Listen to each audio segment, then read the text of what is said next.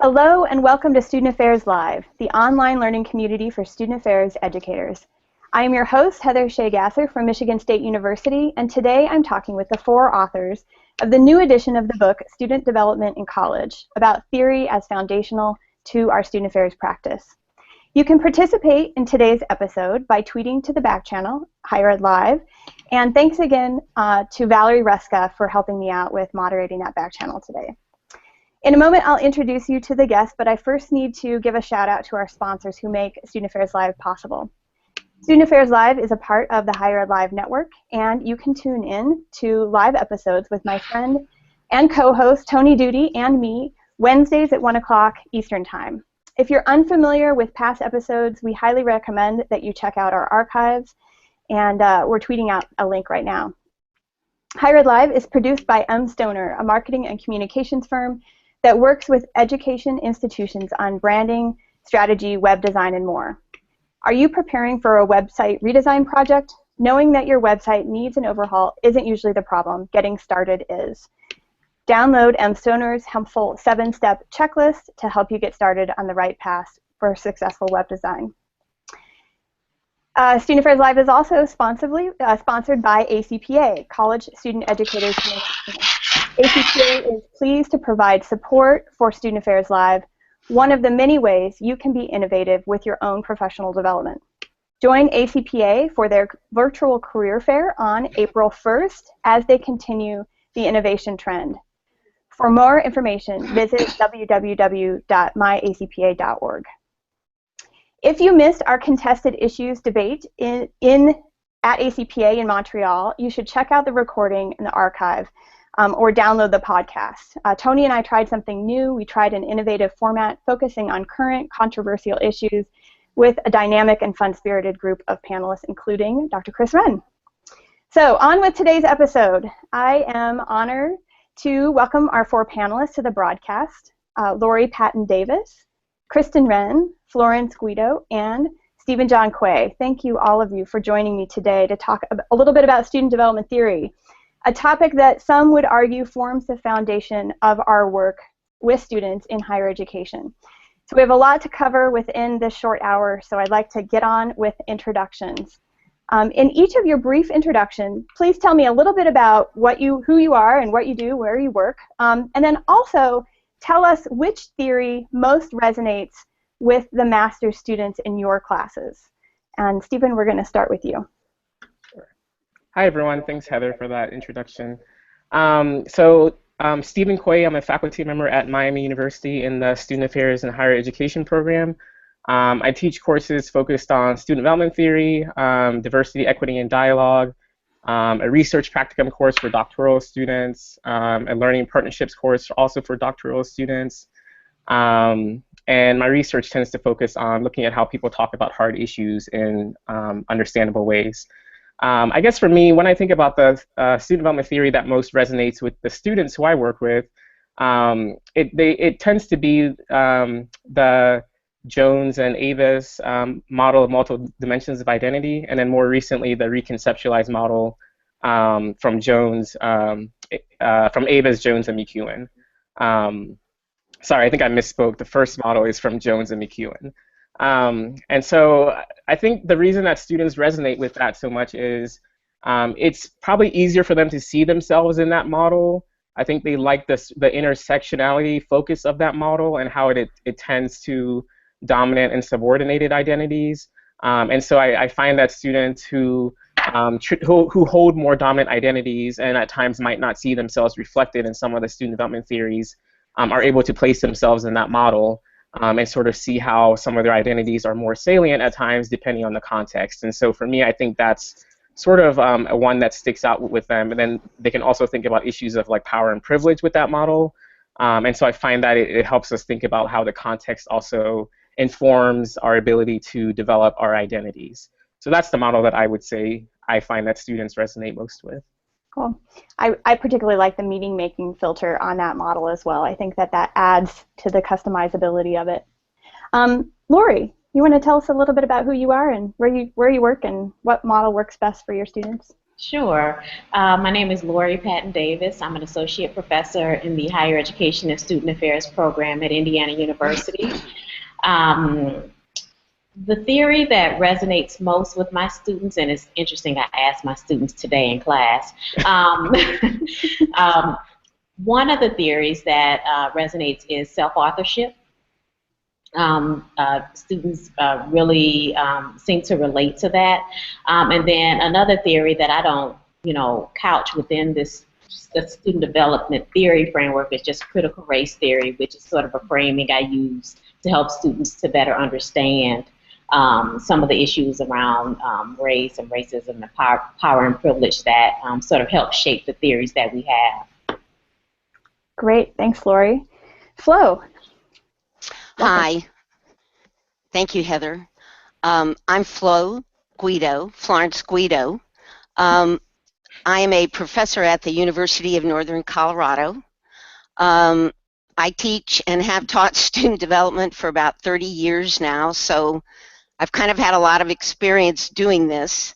I find that a combination, and I'm not really trying to repeat them, but a combination of what Laurie and Steven said, I believe my students would say are the most salient theories for them, particularly the multiple identities theory, because it helps the privileged students see kind of where their identity is, and it helps the other students understand a little bit more about maybe why they've been thinking some of the things that they've been thinking about who they are. I also spend a lot of time, as Laurie does, and I'm assuming the other two do, putting it in the frames of where did this research come from, and we'll talk later more about what all of you need to be doing to make this happen, so that we can keep this going and hopefully have a lot of research to back it up. Great, thanks so much, Flo. Chris, welcome. Great, thanks everyone. It's great to be online with my colleagues and co-authors from the book. And my name is Chris Wren, and I am professor of higher education at Michigan State University. Also, for the past almost 3 years, I've been 75% over with my provost office in student affairs in a student affairs, academic affairs partnership program looking at student success. And so I'm going to answer the question from the perspective of the theories that I find most resonate with the early career and mid-career professionals who are doing that student success work. And in that context, the work that I think people are finding most interesting, and I have a bias, it's because it's my favorite one too, but we use a lot of ecological theory. We talk about creating an ecology for student success, and what does an ecology of student success look like? And like Laurie said with critical race theory, it's not really a student development theory, but it is a context, an intellectual and epistemological way of looking at student development theory and the experiences of students. So thinking about our physical and our intellectual and our support systems for students as an ecology has been really useful, I think, to folks on the ground doing the good work of student support. Great. Thanks so much, Chris. A previous episode, I interviewed Jim Banning and Carney Strange about their book, so that might be a good resource for folks to check out if they want to know more. So Laurie, as I said in the introduction, the study of student development theory is foundational to our professional preparation programs in student affairs. It's also directly linked to our practice as student affairs educators. Can you talk a little bit about why theory is so important to the field of student affairs? Okay. I think it's important for several reasons. One, it provides opportunities for us to make sense of some really complex issues and phenomena that students face, as well as how campus environments sort of operate and has an effect on students. So I think theory is valuable that way. I think it's also useful for engaging and in designing intentional practice. And I think theory offers a way to sort of operationalize and measure these, different theoretical constructs to sort of generate new information and, again, to inform practice. Great, that's a great response. So talking about this theory and how you use it, a big piece of it is teaching the theory. And Flo, you mentioned you've been doing this for a while. So how do you go about teaching theory? And does the new edition of the book give any specific suggestions for faculty members who might be watching today? Yes, I think that probably all of us teach it a little bit differently. And I would like my colleagues to jump in after I've explained just a little and maybe talk a little bit about how they do it differently. I have been teaching theory chronologically for the last 29, 28 years. And until I came together with my esteemed colleagues and they got me thinking about reversing what I was doing, it was really hard for me to make that mental shift. So I was teaching it chronologically, which meant that the psychosocial, the cognitive structural, and then at the end were the social identity theories. And in the new book, we reversed that so that social identity comes first. Students can look at it in terms of who they are, and then we can talk about the things that may appear a little bit more abstract. I'm also used storytelling in my teaching and have done that from the very beginning. I would recommend a book that Abbas and Jones and Abbas also suggest, which is The Call of Stories. It's one way of looking at how we might generally look at how we deal with students and use their stories to inform our theory. I think the third way in which I teach theory, and that I've done for a while now, particularly when I got more confident with it, was to allow the students to teach each other and for me to be there to catch them or to give feedback when is necessary. And I find that students learn a lot when they're in conversation with each other about the different theories. So I hope I set up a classroom environment that's safe enough that everyone feels as if they can share what they know or what they don't know about how theory is to be taught and what they should learn. My colleagues? Yeah, do any of you have other approaches or other things you'd like to add? I'll just add, I try to start the course by framing theory in a way where students understand that it's not absolute, and that in many ways it's incomplete, and in some instances it simply won't be applicable. I encourage them to, not only appreciate the theories that we have, but to also not be afraid to critique their limitations, and to have a perspective on how we understand theory. As I mentioned in my opening introduction, I am really committed to sort of providing some overarching ways for students to think about how systems of oppression and domination play into the presence of our theories, how they shape the people who have created theories or introduced theories, and how it will affect the way that the students in the course begin to understand them and consider ways to apply them. So before we even, get into particular models, I am trying to encourage students to come from a standpoint of, walking away thinking, okay, this is not complete, this is good information, but there's so much more out there as well. Great. Either Chris or Stephen, do you want to weigh in on your specific approaches? Stephen, are you good? I'm good. Okay, let's move on, because I want to now get to talking about how we use this in our practice. And I think that in one of the later chapters of this book, there's a chapter about how student affairs educators are partners in using theory. Stephen, can you elaborate a little bit about that and the ways in which we might be partners with our faculty colleagues? Sure. So I'm going to answer this question probably in a way that one would not expect, so bear with me for a little bit here. So in my class this week, so I teach a diversity, equity, and dialogue class that looks at how we engage in dialogue about issues of privilege, power, and oppression. This week we're reading the Coates book, Between the World and Me. And I start with that because there's a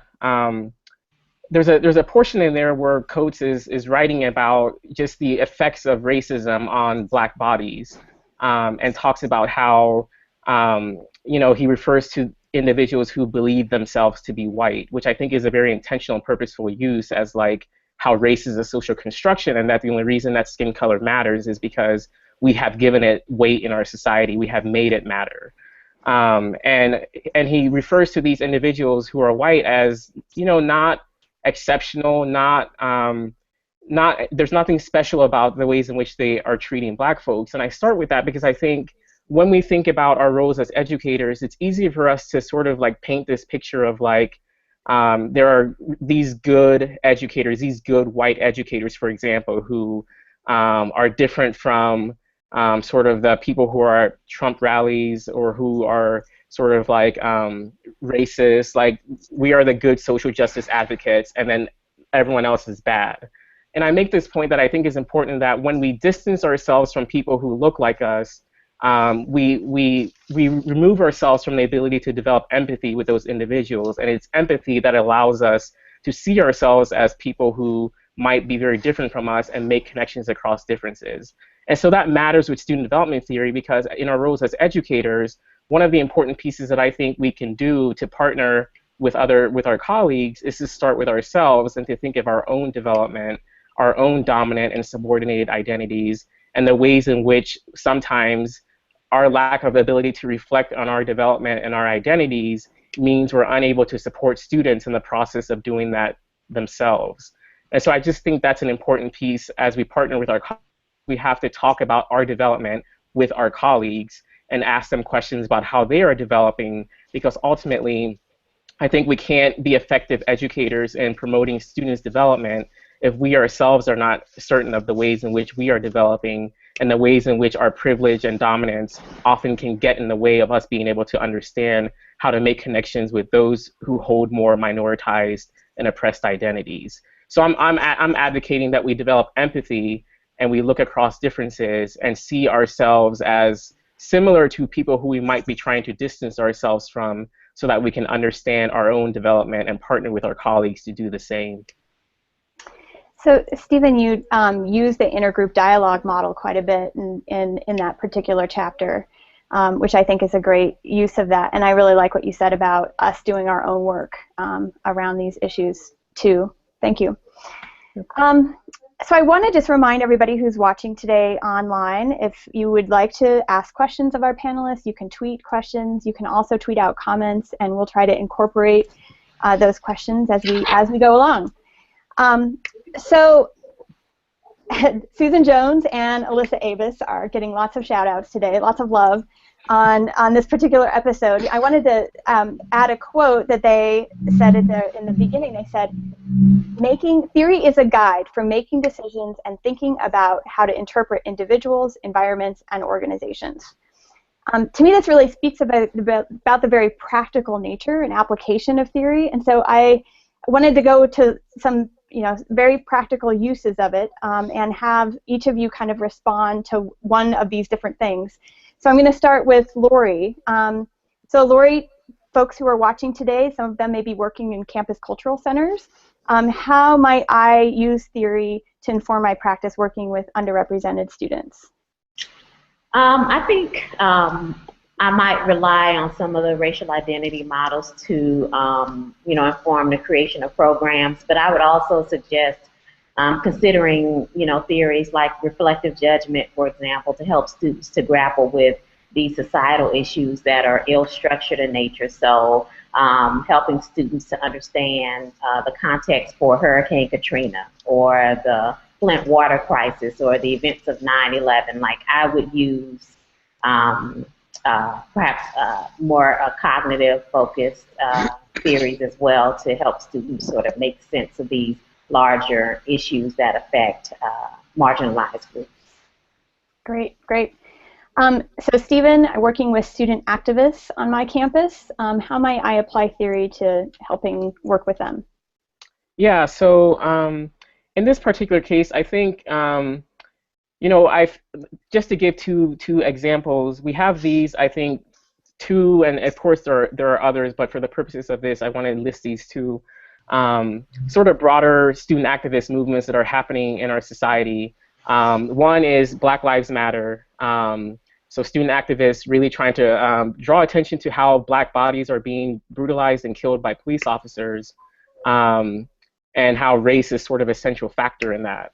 And then we have sexual violence activists who are trying to draw attention to the ways in which our campus environments are, the way in which sexism influences what's happening on our campuses, and how sexual violence and sexual assaults are occurring on our campuses. And these two movements are happening almost parallel each other without really sort of like talking to one another or coming across differences. And this is where I think, as a student affairs educator, having an understanding of intersectionality and understanding of how salience works in theory is helpful, because one can understand why for some Black activists race is a salient aspect in that process, and they may not see the ways in which sexism also intersects with their Blackness to understand like how to be advocates in both of those movements because of the way in which salience works. And there's also this interesting part in Melissa Harris Perry's book, Sister Citizen, where she writes about women of color and how at times there's this conflict or tension between their identities as Black, for example, and their identity as women, and how sometimes if they advocate for their identity as women, it feels like they're betraying their race, their Blackness, for example. And so I think that's also another case at which, if we have an understanding of context and privilege and power and intersectionality and how they affect the salience of one's identity, we can better work alongside student activists to help them see the connections between movements that might appear to be very separate. That's great. That's great. So Chris, we're going to put two topics together for yours. I want to think about how we might use theory to inform RA training and also informing student success programs for low-income students. So those two things may be together or separately. Great. I'll answer them in a combination because I am unmuted. Okay. I'll answer them in a combination. I just had the opportunity to do some training with peer success coaches who are very much like non-residential RAs. And when I think about how to take a group of maybe sophomores or juniors who haven't been exposed to student development theory necessarily in those words, but have had their own sort of some amount of life experience, and thinking about how to help them focus on generalized student success, but also the particular focus here at Michigan State and many other universities around student success overall, but also closing equity gaps that we have allowed to develop or have perpetuated in our institutions. So thinking about how to train sort of fresh undergrads in that way. So whether it's an RA or a peer success coach or an intercultural aide, these kind of different contexts of where they have a specific paraprofessional, if you would, role in helping other students. So I tend to start, actually sort of building a bit on Laurie's and Stephen's responses, I tend to start out with some of the broader ideas around critical race theory or using that to transfer over to sort of an economic analysis, helping people understand the larger context of sort of how we get to be inequitable or how we have inequitable context in higher ed. I definitely talk about, again, the ecology and then sort of say, like, your role as a peer in this is to work. You have a role to create an environment that is more supportive of a larger group of students than historically we have been able to support effectively. So I start sort of in those general roles, and then I go through some of the basics, just, giving them, challenge and support. Very fundamental. It's very early in the book. When I teach my class, I do it in about 6 minutes, maybe at the most. It might take all of 6 minutes to talk with students about this very intuitive, fundamental concept of challenge and support being the way that we learn and develop. And then I also talk a little bit about sort of just the basics of engagement and what it means to engage students in different contexts when they come from a diverse backgrounds that may not necessarily fit our cookie-cutter way of providing higher education. And then I sort of like to talk about, in general strokes, in the first opportunity, when I have further opportunities to go to more training, get more in-depth around issues of epistemological development, as Laurie talked about, sort of those complex problems, helping RAs and peer coaches and others understand themselves as they move from more simple to more complex ways of knowing and being. Talking about how self-authorship takes a student from external foundations and formulas to beginning to work on their own sense of how they would make decisions and balance values, the complexity of that. I think whether one is thinking about the older theories such as a Perry, or moving forward into self-authorship and sort of beyond, or the multiple ways of knowing, multiple dimensions of identity, that simplicity to complexity is the piece that I emphasize in helping student peers locate themselves within that moment. Talking about, when did you see things in a less complex way? How do you see it now? How would you work with students on a floor or in a success group who are at different places with that? And certainly there's just a multitude of real-life examples right now. Campuses where political candidates are visiting, campuses certainly in our state, thinking about how do we work with the Flint water crisis and how are we complicit in the creation of that crisis. So those are the kinds of opportunities I think that we have with peers to start there. Those are great. I hope everybody who's watching today who leads any of those types of initiatives on your campuses that you kind of took some notes, because there were a lot of great tips there about how to incorporate this in a very practical way. So as I mentioned at the beginning, this is actually the third edition of this particular book. And I know that theory is constantly evolving and that we need to stay up to date, and that you have incorporated several significant updates in this particular edition. So Chris, could you give us an overview of what's new and what theories you might have abandoned or intentionally left out as a result? Sure. This book is actually almost twice as long as the original. I was able to hold them up next to each other recently, and as I say, don't drop the new one on your foot. You could really hurt yourself. So Laurie's already talked a little bit about how, and Flo, about how we sort of move social identity forward in the book, so it's not sort of a chronological presentation, and that sort of sets up a way of thinking about theories. So we have definitely incorporated more both talking about critical theory, including critical race theory, black feminist thought, other kind of worldviews early in the book as perspectives that one could take on these issues. So that's done in a more detailed way than before. And in the last 6 or 7 years since the previous edition went to press, there's been just a lot more research in our field using those theories. So we have more examples from those areas. Some pretty modestly radical overhauls, I would suggest, is that sexual identity, we have when one finds oneself spending more time critiquing a theory than explaining the theory in the first place, we had some conversations about perhaps it was time to let go of some dearly held theories in our field. So we brush quickly over Cass and Diaghilev, for example, in the sexual identity chapter, in favor of Dillon and Worthington's unifying model of sexual identity development, which actually looks at the factors that contribute to sexual identity, whatever one's identity, and as that changes over time. So not assuming there's one sort of pathway through in a linear model. So that's kind of a radical overhaul. Our gender identity chapter is a full integration of all gender identities. We no longer look at, well, here's how trans students or straight cis students identify, but we sort of look across gender, again, accounting for fluidity. In the faith and spirituality chapter, very happily we've begun to delve into religious identity. So a few years ago, Eboo Patel was a keynote speaker at the ACPA convention, and he really challenged us that student affairs has danced around spirituality and faith as best we could dance around it, but we've rarely never taken on the issue of religious identity. And to paraphrase what he said, excuse me, people are not fighting wars over spirituality. They're fighting wars over religious identity.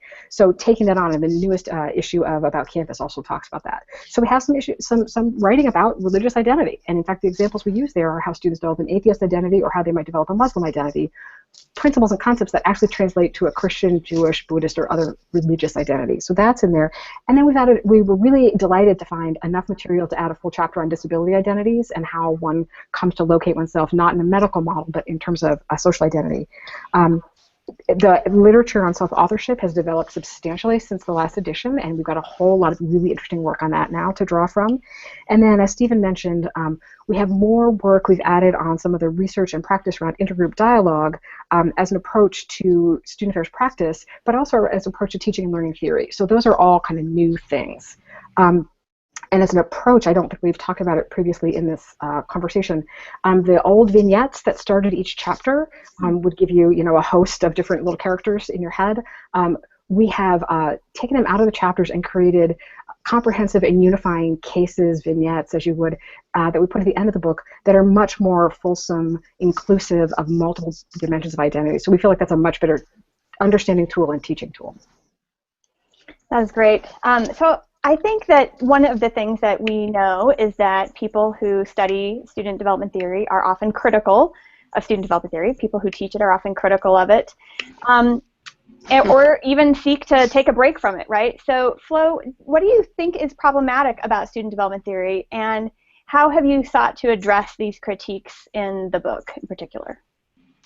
Yeah, I think, as a matter of fact, the more I study it, the more I become a bigger critic of it. But I think that there is probably much more research that's been done on privileged groups than on minoritized groups. And I think that we know so little about so few of our students that can become a problem. So I think that we need more research on other groups other than students who are privileged. And that's basically students from the dominant groups, because a lot of the earlier theories were really conducted, Kohlberg and Perry conducted their research with using white men at Harvard, and many times other individuals continue to use those, applying to all other groups. And many times students of color in my classes say some of these theories just, I can't relate to them, they don't resonate with me at all.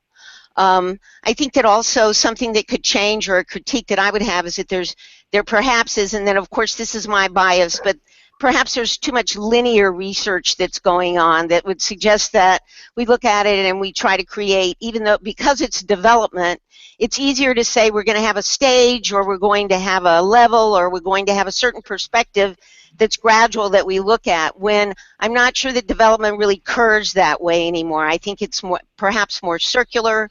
It certainly seems to flow in and out, and kind of a wave with students. I think, as my colleagues have all suggested, we looked more at some of the foundational theories that are based on some of the research that needs to be done, and I would hope people would take a look at that and actually go out and do more research from those different perspectives so that we get a greater body of stuff. I think the last thing is, and maybe I think Chris Smith just mentioned this, but we certainly need more. We need more learning. We need to know more about learning, cognition, the brain, learning theory, neuroscience. I'll put in a plug for Mary Lee Brashani's new book, although I don't think that's her name. But anyway, Mary Lee's new book on neuroscience and learning, and I would highly recommend that to folks to read too. Those are some of the things that I think that if we could change it and move it forward in a more interesting and more complete and whole way, that we would integrate some of these things into what we're doing. Stephen, what do you think? Should faculty members in professional preparation programs who personally disagree with student development theory abandon teaching it? I would say no. I mean, for a number of reasons. One is, I think, Heather, as you stated from the outset, I mean, many would argue that student development theory is one of the core foundations of our profession, and that there's a lot of ways in which people look at students through these theories. And I'm a firm believer that that critique is important. It's what helps us push the field forward and what helps us develop new ideas. But I also think you're much better able to critique theories if you have an understanding of where they've come from and have an understanding of them. So I think that's why, for me, it's important that even if we disagree with them, that we at least acknowledge and study them to enough extent so that we can offer critiques of them in a way that is helpful. And I think part of our jobs as faculty and educators is also to work with students to understand how they might be critical consumers of information that they receive, and not just sort of accept it at face value, but learn how to be critical of these theories and understand that as a way of like thinking, of like being conscious, being aware, being a critical consumer of what's placed in front of them.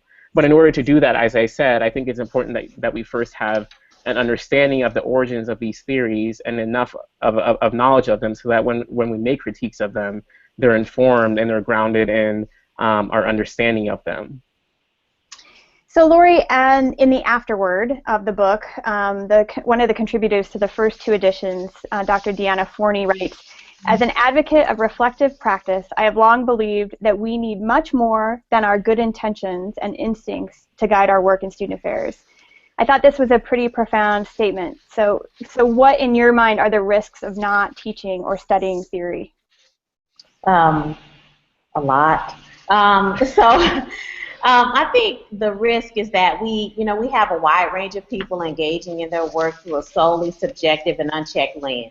I mean, I know enough people in the field who have this sort of subjectivity that I would argue is quite oppressive. And so when we don't have a theoretical framework or something that sort of helps to guide this leaves the door open for, a whole bunch of well-intentioned people to cause significant harm. And, we all have, informal theories that sort of guide what we do and think, but when those theories aren't challenged, we go about our work in the profession and we, most certainly are positioning ourselves to do harm.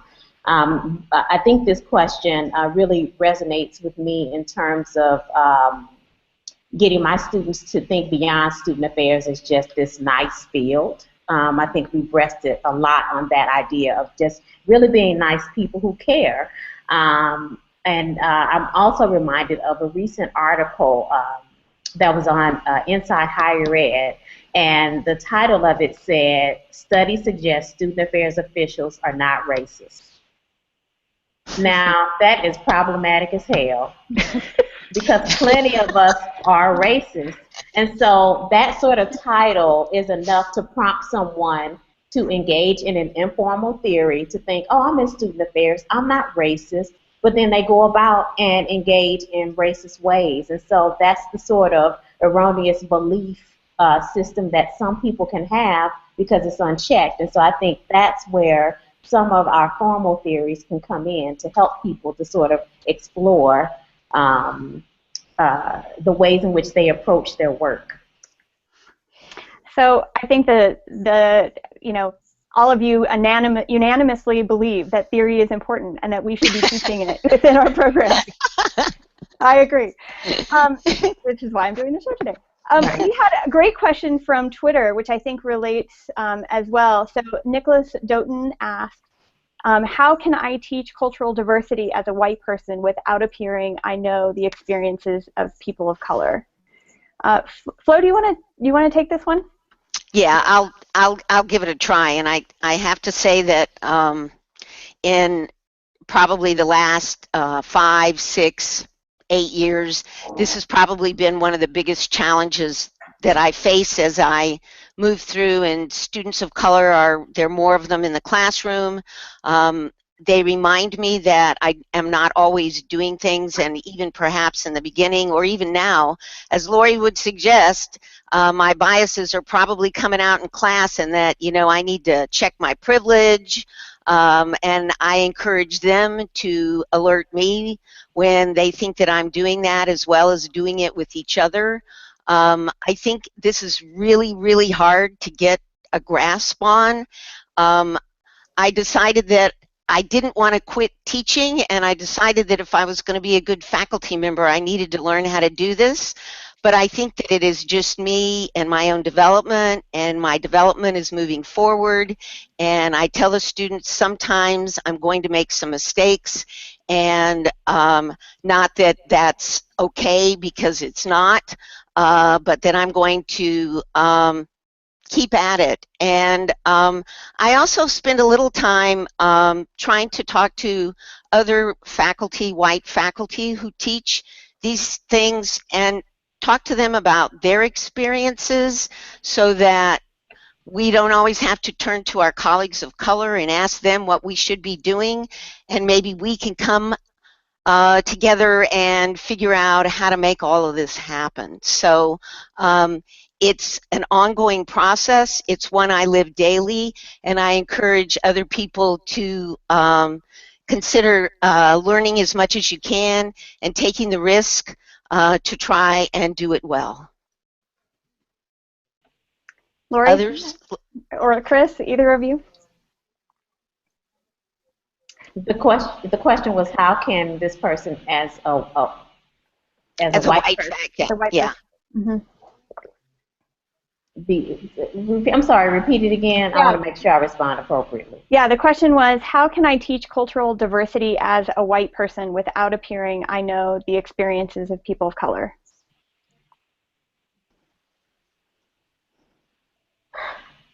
I think you kind of just have to teach it. I like what Flo said.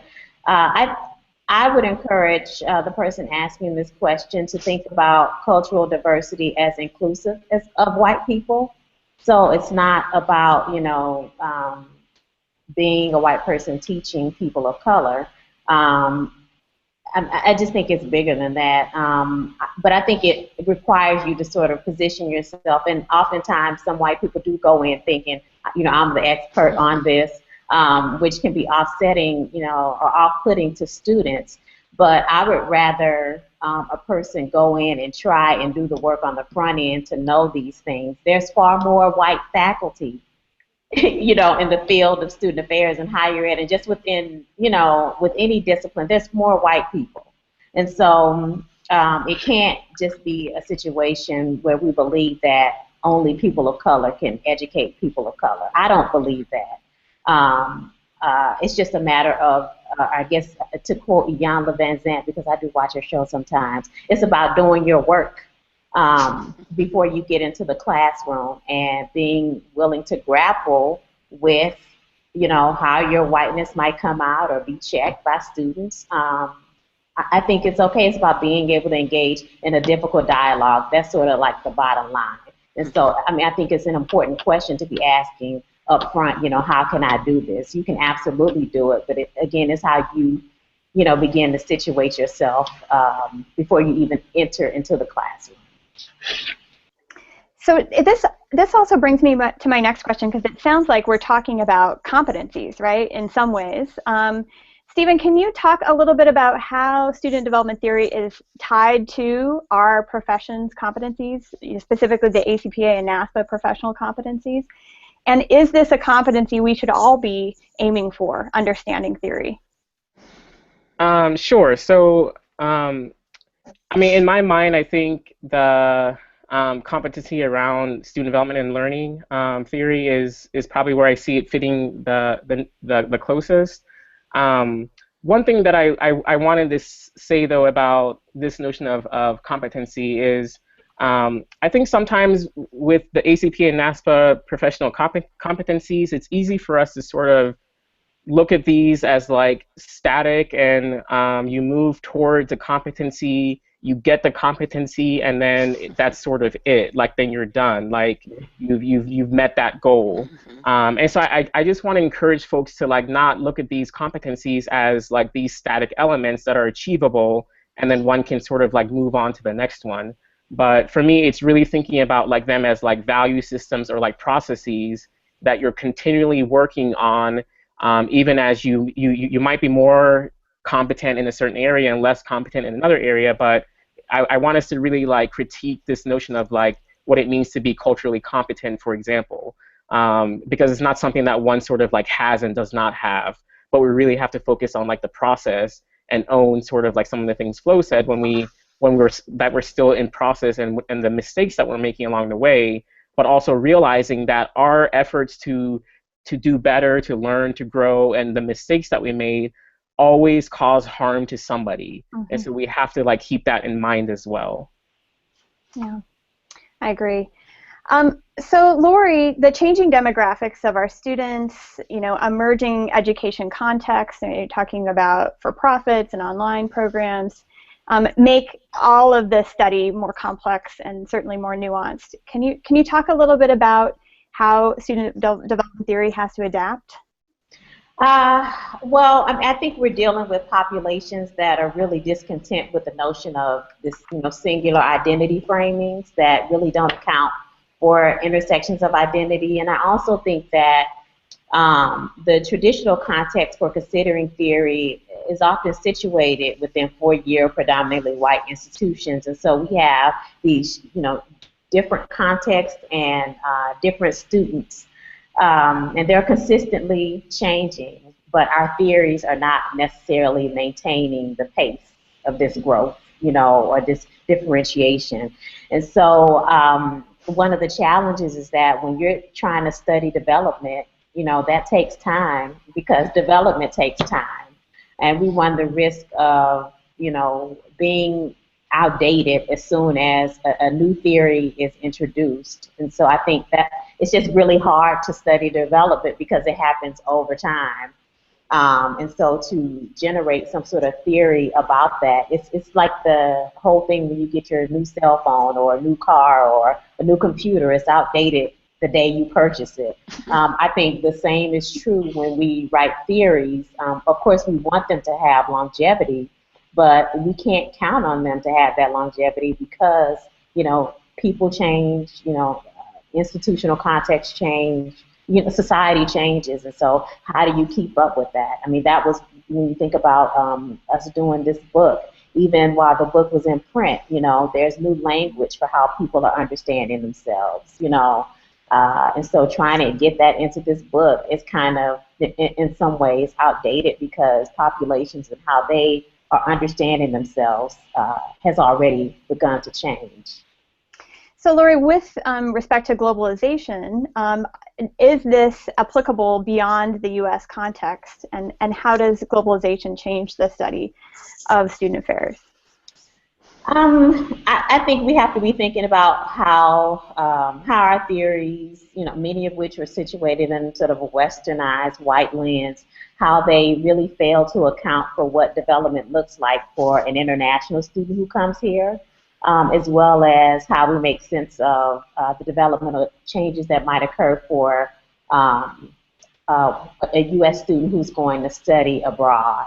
And I think another piece of this when it comes to the application of theories in a non-U.S. context is that what we have now really doesn't do enough to capture the globalized nature of our universities and the students who attend them. So in that regard, I think we're behind.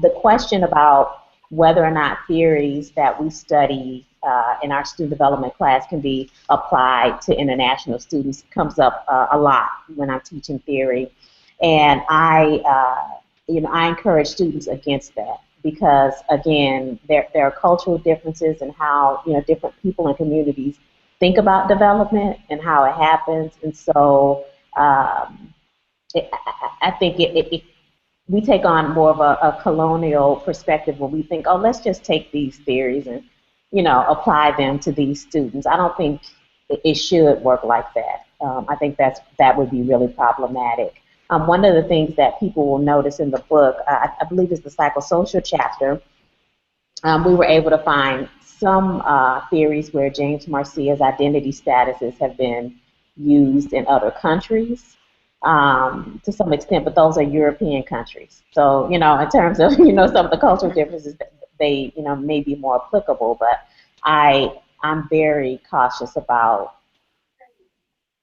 using our theories, using, U.S. context theories to think about development for international students. Great. So you made a point a minute ago that I'm going to flow into our next question, which has a lot to do with this whole idea of the gap, right? The length of time it takes to develop research. At our contested issues debate in Montreal, my co-host Tony Duty asked Susan Jones this question. So with what seems like an avalanche of research and data being generated, how are we as practitioners supposed to parse out what is relevant and cutting edge from the redundant and inconsequential? So Chris, what recommendations do you have for practitioners who are 5 to 10 years post-master's degree to stay up to date with this content? Well, first I would say buy the book, make it your bedtime reading or maybe your breakfast coffee reading for a few weeks, and you'll get right through it. It's written in a very accessible way where we point out sort of what's new in the field. So you can skim the sections you've already read. So there will be one. One of the things that we are all faced with infinitely more information than we can handle, right? That's the blessing and the curse of the age we live in. And as now a 75% administrator, I understand more than I ever did as a faculty member what folks are dealing with on the front line, right? Like you've got to solve all the problems. And even if you are, as you should be, a daily reader of Inside Higher Ed and the Chronicle highlights, those aren't theoretical. Those are more sort of what's going on in the field. And folks absolutely should be reading those every day, as well as maybe like a major newspaper like New York Times. What I have done to help myself deal with these things is to identify what I call my reliable aggregators, right? So finding reliable aggregators are the newest theory. And whether that for you takes the spot of having coffee once a couple times a semester with maybe if you have a higher ed program on your campus, that's great. If it's checking out what are the topics in higher ed live and spending one of your lunch times watching one of these episodes to learn I mean, we're talking about theories. We're not talking specifically about the guts of them during this talk. Those opportunities, reading about campus is a place to kind of get connected with those things. I would say, clearing away some of the clutter so that you can focus on your reliable aggregators, whether that's in person or through reading. When you go to a national conference or a regional conference, go to a couple sessions that are specifically about theory, even if that might not be the thing you first think of. So make a few conscious decisions to get some what I call reliable aggregators of new student development theory in your lives. For example, ACUI Bulletin, 2 years ago, I believe it was 2014-15 edition, did a series. There's an essay in each of the 6 editions, and the ACUI Bulletin is available online free, where they asked us to write short essays about contemporary student development theories, actually to update folks in the field. So that would be, I think, a reliably aggregated source of information. And there's other kinds of places like that. Great. Those are great suggestions. So Flo, one of the graduate students in our Master's in Higher Ed program, Alex Sylvester, asked the question, what recommendation do you have for graduate students in student affairs as they attempt to integrate newly learned theories into their practice, especially acknowledging that they will only be in their grad assistantships for a short period of time? Sure. This is a good question. I think one of the things that I do when I begin to work with students and while I'm teaching them is I let them know at the beginning of my class, I set some of the same ground rules and talk about some of the things that the other folks like Laurie was talking about doing. But I also tell them that the half-life of knowledge is about 3 to 5 years. So everything that they're going to learn in the class is probably going to be true for about 3 to 5 years. Then I ask them, of course, why they're taking the class, and some of them say because it's required. Others say because they're working with students and they want to help them succeed, which is always the answer I love hearing. But we have, I like to explain to them that we have individual theories for groups of people, which is somewhat of an oxymoron, kind of the way that works. And as an organization, and as a student affairs professional, we need to plan for the group. And as an individual student affairs professional educator, we also need to plan for the one-to-one contact that we have with students too, because there are so many teachable moments everywhere all day long.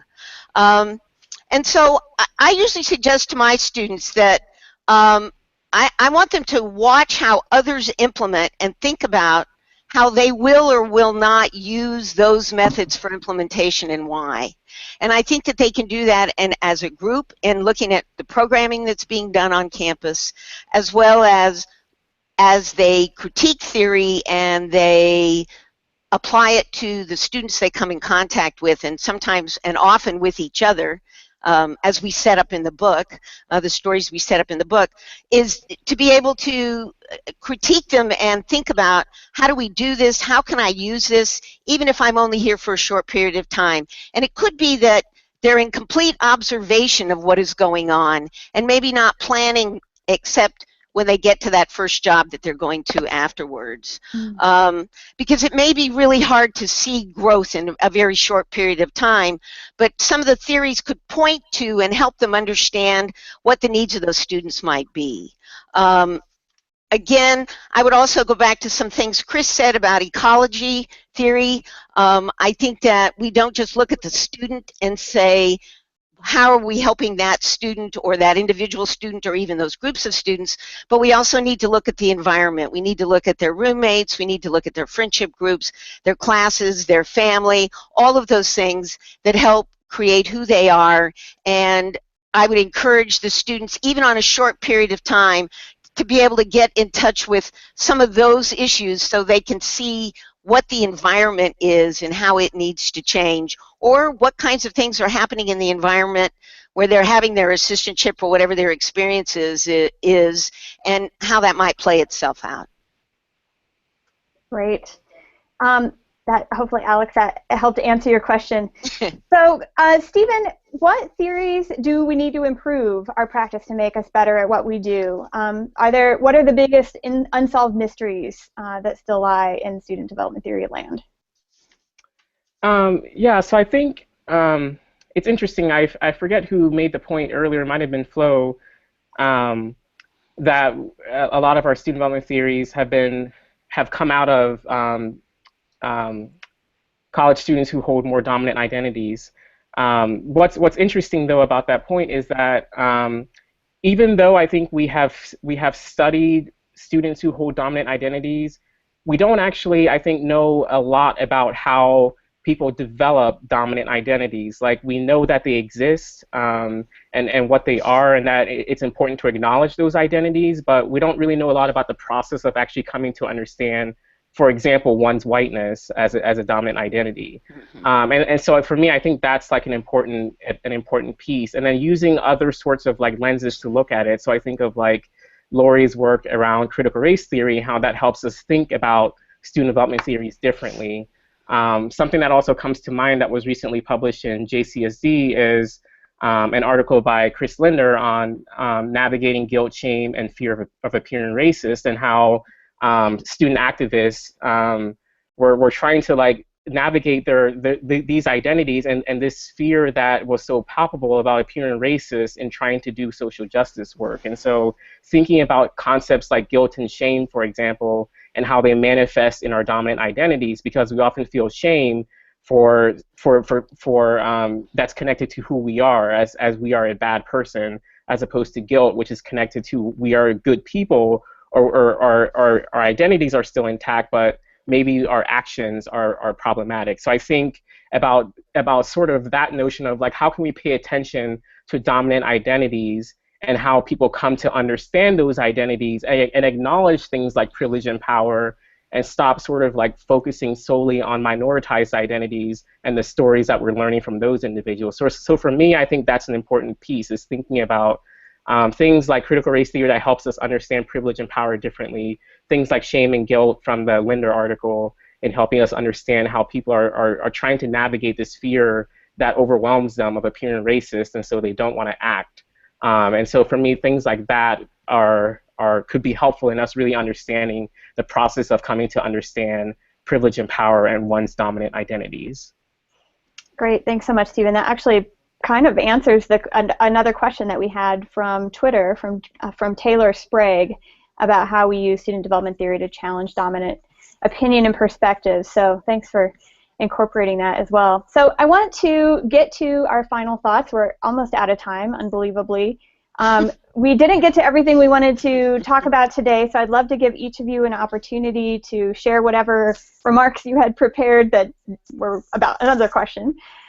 Or you could also talk about what you want people to leave this episode with. So what do you want folks to leave knowing about student development theory? Stephen, I'm going to go back to you first. Oh, wow. I thought you were going to give me some time to think about this.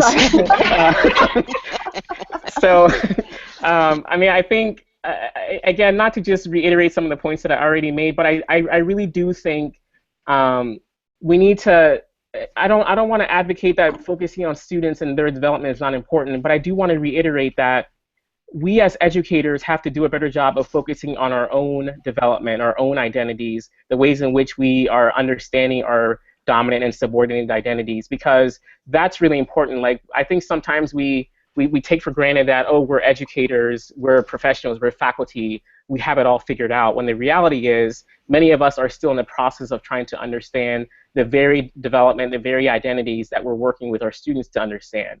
And the more I think that we own that and that we demonstrate that to students in our classes, I think it helps them also understand that this is a process and that we haven't arrived either, and that there is no sort of arrival, but that we're all in process, we're all developing. So I want us to leave folks with like really thinking about focusing on ourselves and doing our own work, and thinking about sort of the ways in which our biases, our dominance often hides us from seeing things that are necessary for us to see, so that we can understand the complexity of students' lives better and differently. Chris thinks that should be a mic drop moment. So, Flo, what would you like to add to what you want people to know? Well, I think that one of the biggest things that I find when I'm teaching this and students are learning it is that they see student development theory as some kind of unchangeable law, rule, whatever. And I agree with Laurie wholeheartedly that We really, really, really need to get students to look at it more as a guide and to critique it and to keep it up to date and current. And I guess the other thing that I would say, without trying to be too redundant, is that we need more research on all students. And if I were to be a cheerleader for anything, it's get out there and, as a student, do some research. And as faculty members, require your students to go out and do some research, because we need it. And we need it on all students. Thanks, Flo. Laurie. I think Flo and Stephen captured a lot of what I would have said. One thing that I do tell my students at the beginning of the theory class, or really any class, is that they shouldn't expect students to engage in this sort of reflection about identity and development if they haven't done the same.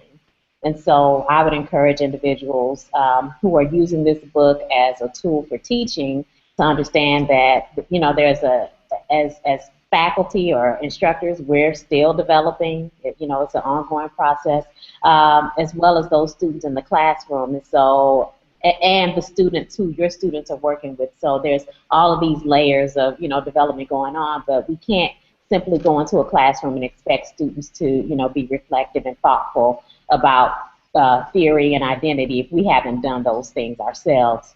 The other piece I would say is, you know, I would encourage folks to learn to just feel comfortable in the in-between where student development is concerned.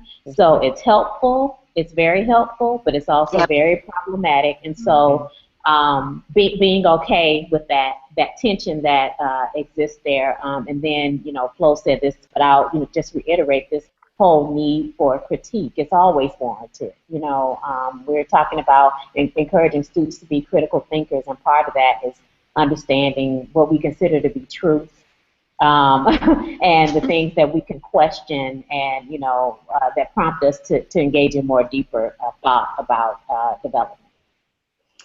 Awesome. Chris, your final thoughts on what you want people to know about theory?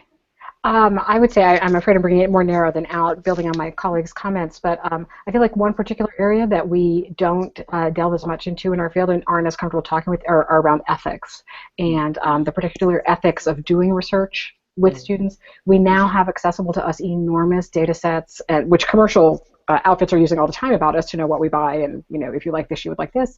But thinking about how do we use big data, as it were, about students in ethical ways in our research. We have a lot of capability now with qualitative and quantitative methods to do bigger, larger work, but what theories does that enable us to develop? What theoretical perspectives could we now develop with that? And then what's the ethical use of that knowledge, of those theories, in both our teaching and our practice with students? So it's, I think, using some of that critical thinking to really address the ethical aspects of what we're doing.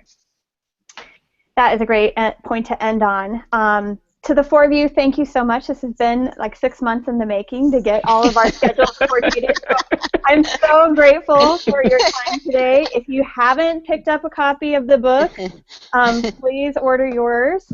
And so thank you to the four of you. I actually am going to be doing back-to-back shows. I will be back next Wednesday on April 6th with an episode about navigating workplace conflict with Dr. Kathy Obear. And Tony will be hosting an episode on April 20th with internationally recognized expert on higher education law and policy, Peter Lake, to talk about Title IX and the law. You can receive reminders about these and all of the great shows on Higher Ed Live by subscribing to our newsletter. You can browse our archives and also subscribe to the iTunes podcast. Once again, I'm Heather Shea Gasser. Thanks for watching, everyone, and I will see you back here next week. Thanks. Thanks.